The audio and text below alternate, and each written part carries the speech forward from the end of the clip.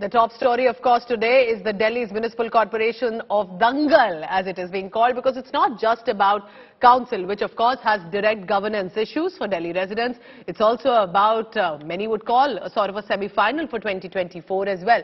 What you're looking at are people starting to queue. This is the National Capital Voters to elect members to 250 wards. It's a high-stake Municipal Corporation of Delhi elections, the first unified this time after several years. 18% turnout only recorded till noon for Delhi. Brisk polling, although is going on smoothly in all the wards, no untoward incident has so far been reported. It's of course been full of controversies also meanwhile, with targeting and attacks continue among the netas. Delhi Chief Minister Arvind Kejriwal cast vote with his family and said, vote for the Kattar Imandar party, the honest party, and not for goons. BJP slammed him in return with the Kattar Imandar party jibe and said the Kattar Beiman that he is, an utterly dishonest one. It is a triangular contest, BJP, Aam Aadmi party and the Congress party. BJP wants to reclaim its power that it has had for 15 years in the MCD. Aam Aadmi party presenting itself as an alternative to say we are in the Delhi government, bring us in MCD too. Congress wants to revive itself and revive the lost ground in the civic body. So these are the visuals on your screen coming in one by one. All the Delhi netas from different parties. That's Gautam Gambhir, Member of Parliament. And from West Delhi, he's come to cast his vote. Has been at loggerheads often with the Aam Aadmi Party netas. That's Harshvardhan, BJP senior leader, who has just cast his vote. So different visuals coming in of the netas. Voting will continue till 5 p.m. Delhi. And the counting of votes is December 7th. हम सब लोग दिल्ली से बहुत प्यार करते हैं। आज दिल्ली नगर निगम का चुनाव है और मैं दिल्ली की जनता से अपील करना चाहता हूं कि ज्यादा से ज्यादा लोग बाहर निकल के अपने वोट का इस्तेमाल करें। चारों तरफ हम देखते हैं बहुत ही कूड़ा है, गंदगी है। ये मौका है आपको दिल्ली की सफाई करने का। आप ऐसी पार्टी को वोट दें जो काम करती है, ऐसे लोगों को वोट ना दें जो दिल्ली के काम रोकते हैं। हम तो मानते हैं कि उन्होंने ही कहा, केजरीवाल जी हमारे सबसे बड़े मैस्कट है, जिन्होंने कहा कि आप ईमानदार सरकार के लिए वोट करें। तो जेल के अंदर सत्येंद्र जैन का जो हाल है और जो कुछ वो कर रहे हैं, ऐसी ईमानदारी भगवान ना करे किसी और को प्राप्त हो। दिल्ली के लिए कुछ ना कुछ किसी ना किसी ने काम किया होगा।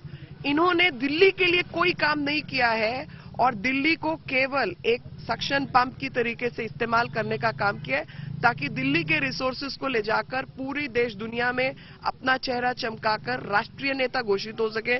मगर दिल्ली की जनता के प्रति क्या किया, वो उसका जवाब चाहिए मुझे।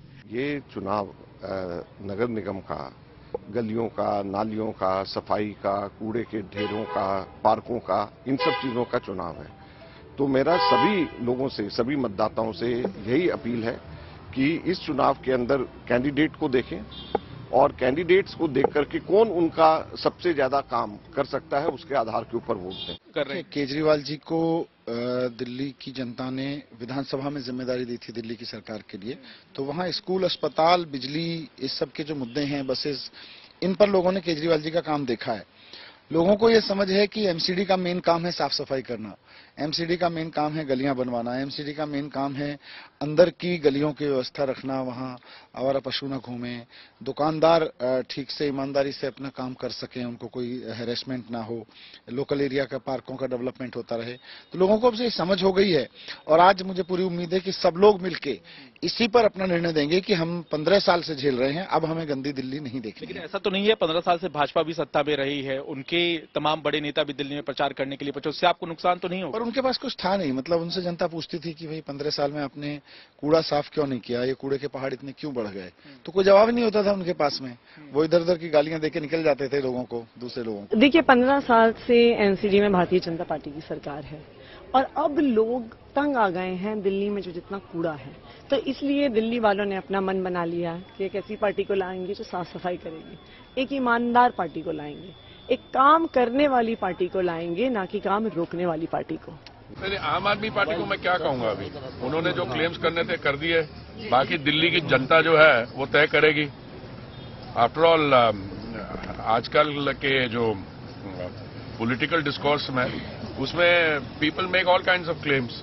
They make claims about their contribution, or they try to take credit for work done by other people. Arvind Kejriwal कट्टर बेईमानों के सरदार बन गए हैं. अरविंद केजरीवाल ने सत्येंद्र जैन को कहा कि कोर्ट में मुंह मत खोलना वरना मैं मर जाऊंगा, तो याददाश्त खोने का बहाना किया. अब इसके बाद भी कुछ बचा रहता है क्या? सच्चाई ये है कि हमने पिछले 15 साल में जनरली दिल्ली की जनता के लिए बहुत काम किए. झूठे प्रचार नहीं करे.